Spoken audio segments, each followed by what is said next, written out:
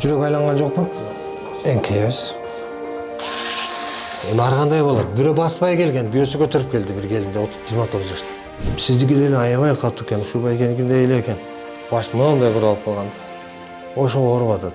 Атлант деген мына биринчи мойын омуртка. 5 жылга жакындап калды. Атлант менен иштеп атканыбызга. Азыр биз жасап аткан аппарат менен жакшы жыйынтык болуп атат, Кудайга шүгүр. Азыр жаш балдарды карасак, көп эле ийин кыйшык. Эгер Атлантты түзөтпөсөк, айыкпайт. Bir ele tizеңиз ооруйбу же 2 тизе ооруйбу? Бул Атланттын себебинен болот. Муну түзөп алсак, ийин түзөлөт, белиңиз айыгат.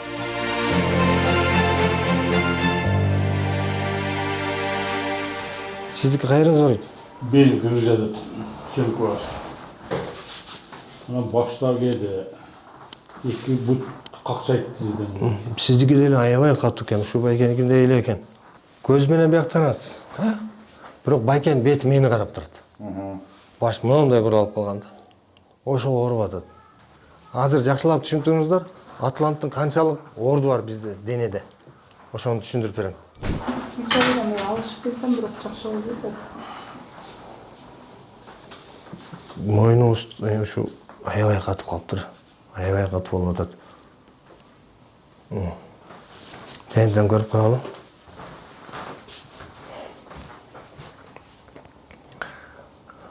Мынакей, бул эженики дагы. Бүгүн жалаң бир жака кышаап келиптир. Сүйлөшүп алып келгенде эле экен. Эмеслерин алып калып, ошону эки бутум, эки чатым ажырып, бүт жагын оорутуп да, манан Ажыраганы кандай ал? Ажыраса баса алмайбы? мындай базып барасам уже бөлүнүп Бошоп ба? Бошоп кеткендей ана.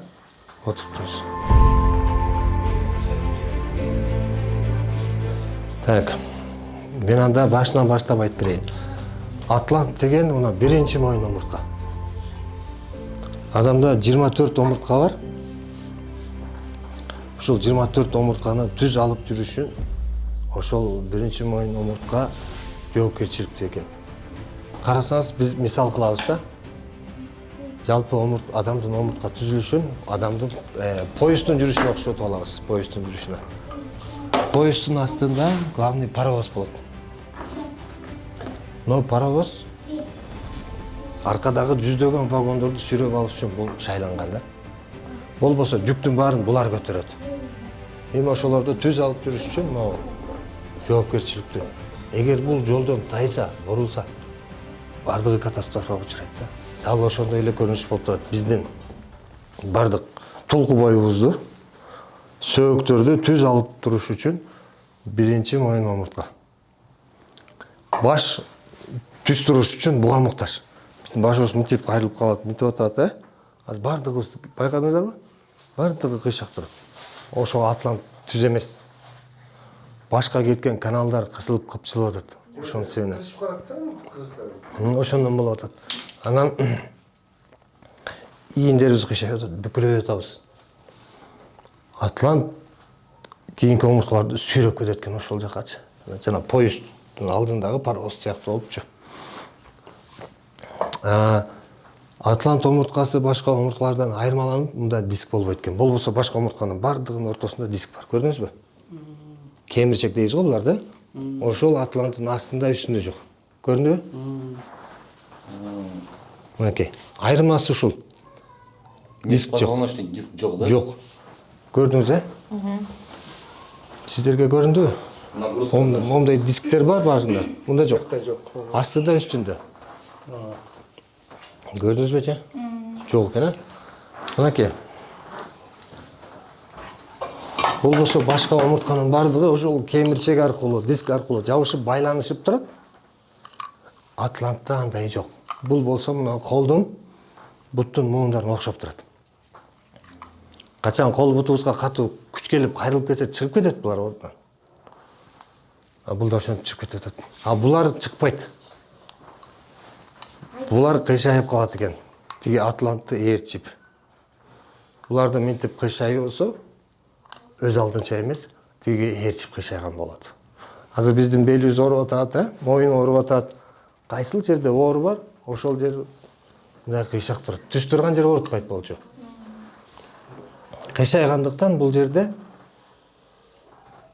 кан айлануу жетиштүү деңгээлде болбой, биздин организмден чыгып турган шлак токсиндер бул жерлерге көп топтолуп уюп калат. Кайсыл жерде көп топтолгон болсо, ошонун атын остеохондроз дейт. Биринчи остеохондроз болот. Анан сколиоз болот. Сколиоз кыйшайганды айтат, бүкүрөйдөн кифоз деп айтат. Омуртка ооруларды 3кө бөлүп алабыз. Биринчиси жаңы башталган оору деп айтылат. Буга атлантты түздөп койсок эле бат эле жардам берет. Бул көбүнчө жаш балдарда, дене жумшак адамдарда болот. Экинчи оору күчөп кеткен оору. Бул көптөн бери сиз канчадасыз жашыңыз? Канча убакыттан бери ооруйт ушулар? 5-6 жыл болуп калды, бирок 3 айдан бери катуу ооруп калдым. Эми көптөн бери ооруйт экен, 5-6 жылдан көп да. Алышып эле келатат. Мисалы күчөп кеткен ооруга кирет. Мисал да эми канчалык деңгээлде анан лечение кылып баштаганда билет. Бул адамдар не кылыш керек? Атлант түздөп биз 50% жардам берсек, 50% өзүңүз жардам беришиңиз керек. Кандай кылып? Биз 4 шарт айтабыз.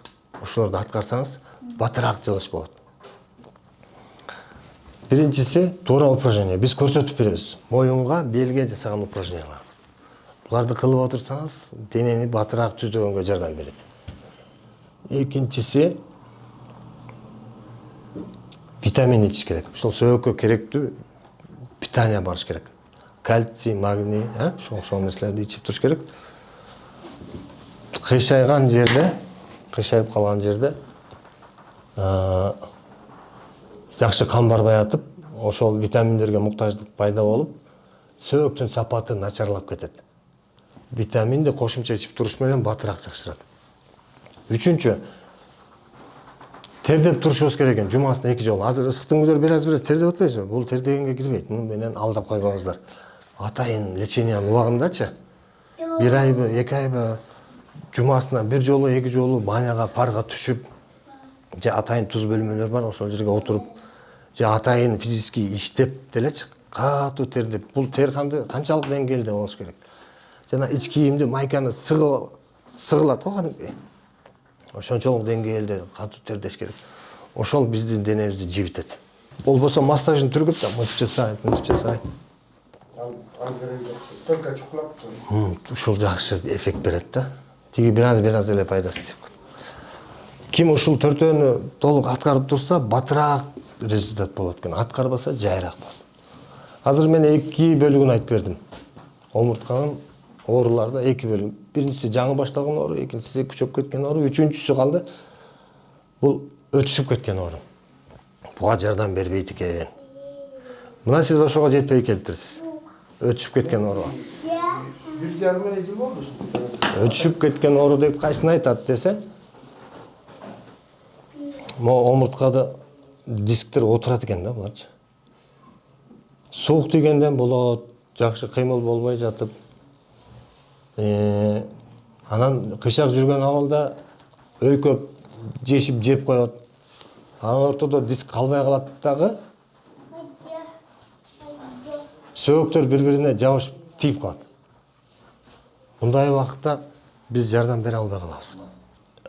Эми үчөөнү айттык. Үчөөнө жетпей келиш керек эң жакшысы. Омурткадан жабыркаган адамдар айыкпайт. Эгер атлантты түздөтпөсөк, айыкпайт.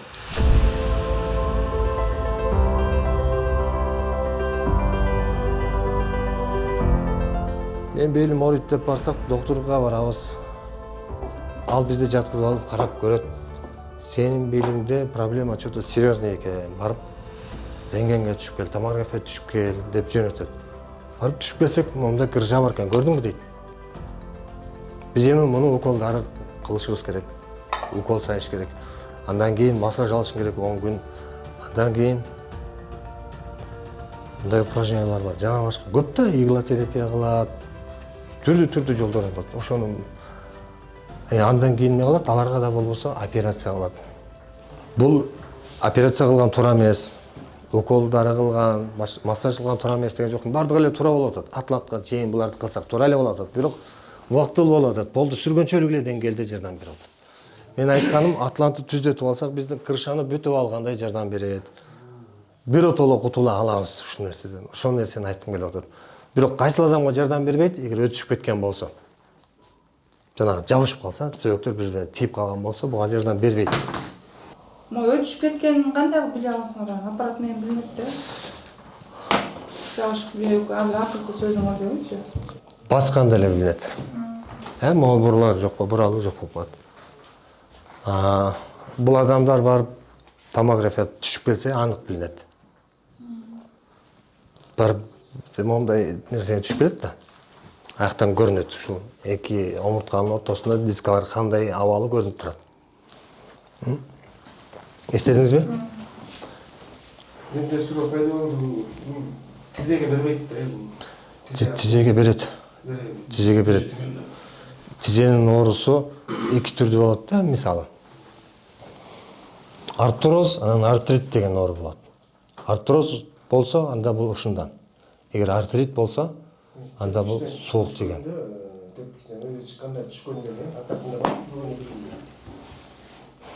Азыр сиздин бир эле тизеңиз ооруйбу? Бир эле тизеңиз ооруйбу же эки тизе ооруйбу? Экөө тең ооруйт. Мен азыр ушул тизе боюнча айтып берейин. Сиздин ийниңиз кыйшык болбодубу? Ийниңиз кыйшык болуп белге күч келди. Белиңизде ооруп атат да. Жамбаш сөөк мынтип кыйшайат. Бир бут узун болуп калат, бир бут кыска болуп калат. Кичине эле 1 сантиметр, жарым сантиметр айырма болуп калса, бир бутка көбүрөөк күч келип баштайт. Бул бир ботинкени чечип коюп баскандай да. Мисалы, мынтип баса турган болсок, могу ботинкеси бар тизеге күч келет. Анткени бул бут узун да. 5 километр бассак ооруп калат могу. Анткени көбүрөөк урунуп атат да. Күч бияка көбүрөөк түшүп атат. Анан бул бут абдан катуу ооруп калгандан кийин биз биякты аяп, бияка күч келтирип басабыз. Анан бул бут кетет. Анан экөө тең ооруп калат. Экөө тең ооруп калгандан кийин анан биз эми сиздики жаңы башталыптыр да, лестницадан чыгып келатканда ооруйт. Түз жерден баштабандан Кийин түз жерден да ооруп калат, бул ошол барат. Анан больницага барабыз, айла жок барсак, бизде врачтар текшерип көрүп, тизени карап туруп, биякта житкис калбай калыптыр деп житкис куюп отурат. кол сайпелни ал 3-4 бир жыл жардам берет да, кол сайпелни. Кийин анан буга дагы жардам бербей калат, бул дагы жардам бербей калат. Кийин дейт, операция кылыш керек дейт. Ортосунда менис деген болот, ошону алмаштырыш керек. Бул айрылып, тытылып кетет. Ошону алмаштырыш керек операция. Ошого жетпей туруп биз Атлантты түзөтүп алсак, биздин жалпы тулку боюбуз түзөлгөн атат. Жамбаш сөөктөр ордуна келет. Биздин бүкүрөйгөнүбүз жана ийдерин кыйшаган ордуна келет. Белдеги кыржа жоголот, жамбаш сөөктөр түзөлөт. Эки бутка салмак бирдей түшүп калды, өзүн өзү восстановление кылат. Ушул нерсени медицинада мурда жок болгондуктан адамдар адашып кайсыл жери ооруса ошол жерди гана дарылап келген. Азыр медицина өнүгүп атат эми барган сайын. Мына Кудайга шүгүр бизде иштегенибизге 4,5 жыл болду. Ушул убакыт ичинде көп адамдарга жакшы жардам бердик. Мисалы үчүн бул эжебиз 41ге чыгыптыр. Жаш өткөн сайын оору күчөй берет да. Эртерээк, канчалык эртерээк келсек, бизге ошончолук пайдасын тийгизген атат. Оору электе балдарды, жаш балдарга совет берели, алып келели колдон келишинче. Канчалык эртеги. Бул биздин метод лечения кандай? Мынакей, биринчи омуртканын түз абалы бул, кыйшак абалы бул. Муну түздөп алыш үчүн бизге Швейцариядан аппарат келген. Ошол аппараттын жардамы менен биз түздөп атабыз. Кандай кылып түздөйбүз? Ошо Атлантты кармаган булчуңдар болот. Буларды жумшартып, бошотуп, ордуна алып келебиз. Массаждын түрүнө кирет. Эч кандай кеспейбиз, кан чыгарбайбыз, операция кылбайбыз. Сырттан эле массаж болот ушу желкеге. 5-10 мүнөттө бүтөт. Мына ушуну түздөп берүү акысы 15 000 сом турат. Акчасы бир эле жолу төлөнөт. Бирок жоопкерчилик биз алабыз. Сиздер жакшы болуп кеткенче. Бул кандай деген сөз? Көбүнчө 70-80% адамдыкка биринчи жолу түздөгөндө эле жакшы болуп кетет. кээ бирлери ал убакта жакшы болбосо анда экинчи повторный прием келиш керек. 15-20 күн, 1 айдын аралыгында келип кайра текшерип алат. Текшерип көрөбүз, бул сизге да билинет. Билингени ооруңуз азайып, жеңилдеп баштайсыз да. Мен кармасам мага да билинет. Эгер түздөлүп калган болсо, анда болду. Жасалбайт экинчи жолу. Эгер түздөлө элек болгон болсо, ал билинет, дагы экинчисин жасайбыз. Бирок акча албайбыз экинчисинен. Мынакей, жалпы омурткаларга оорутуп аткан ушул жерде бир омуртка болот, атлант деп коет ошону. Бул кыйшак болсо, бизди бүкүрөйтүп жиберет, бир ийнибизди түшүрөт, башыбызды оорутат, белибизди оорутат. Азыр ошону жакшылап текшерип көрөйүн.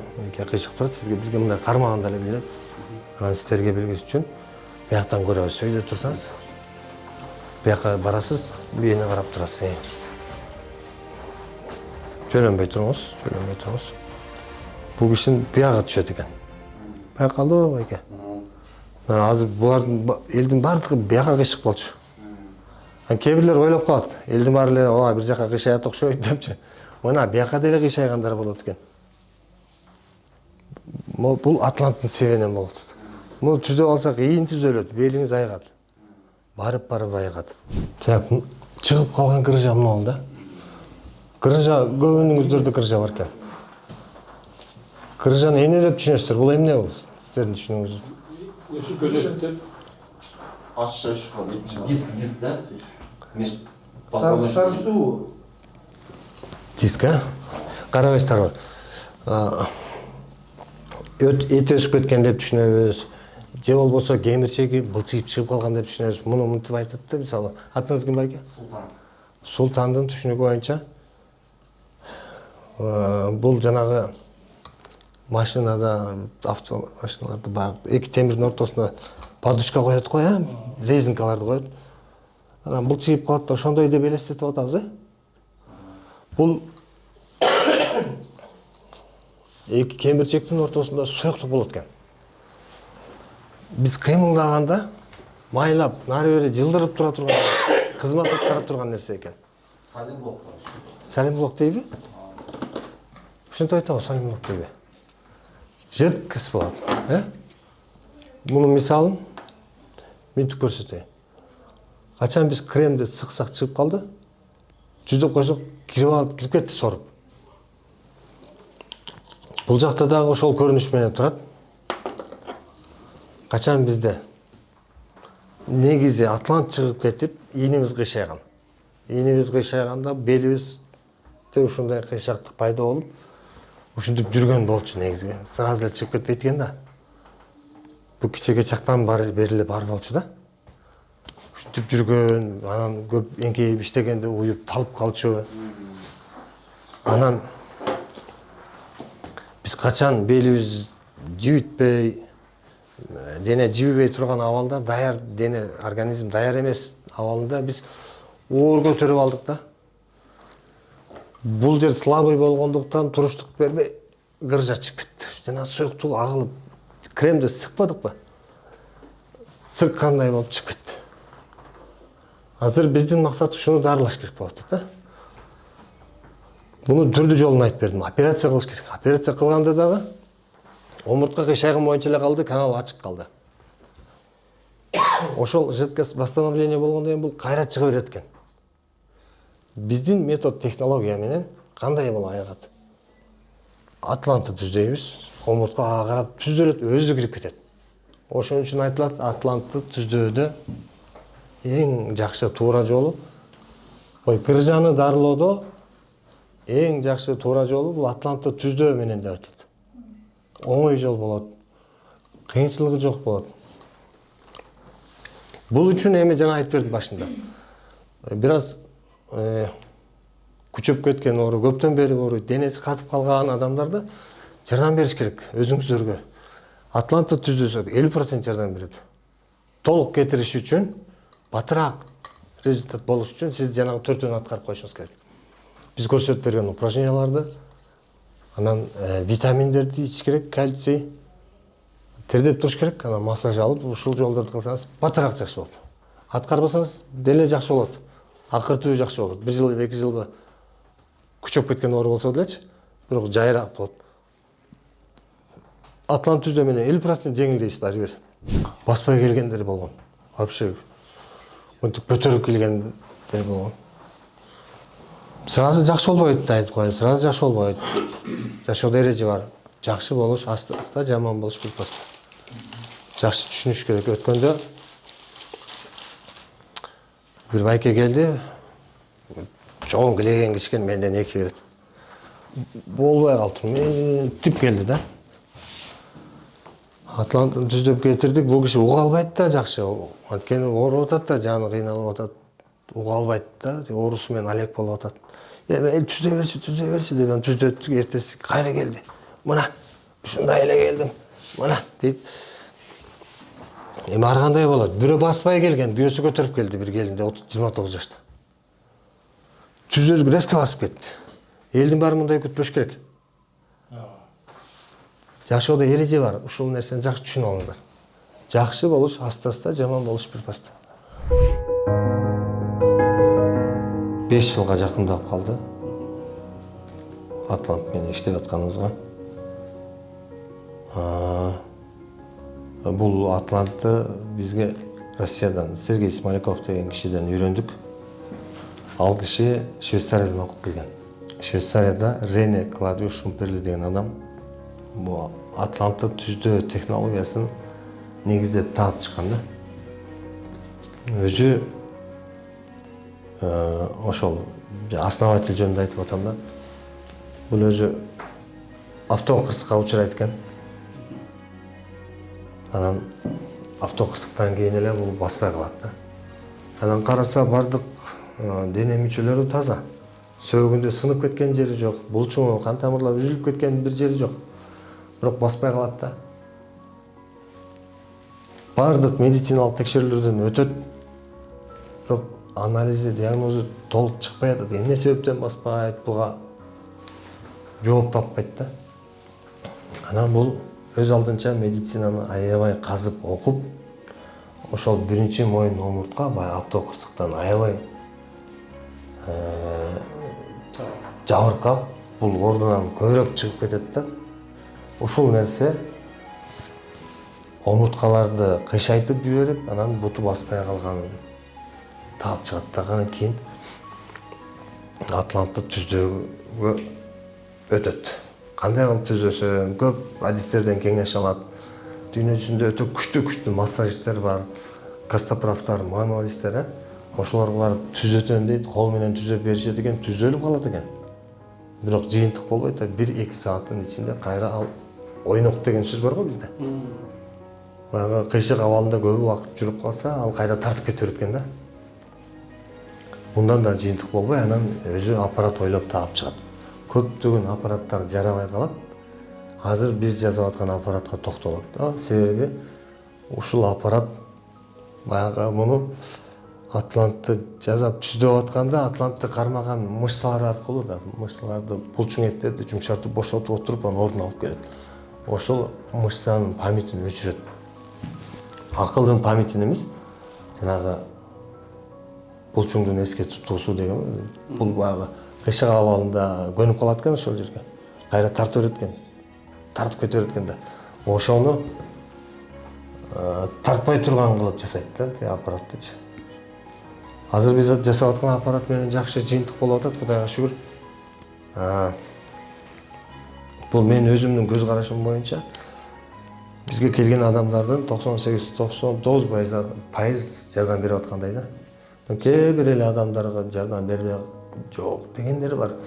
Бирок мен ойлойм, алар дагы жана биз айткан шарттарды аткарылбай жатат, же болбосо кечирээк жардам береттир ага.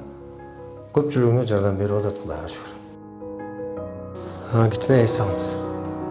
Бул жерди түздөп аламын.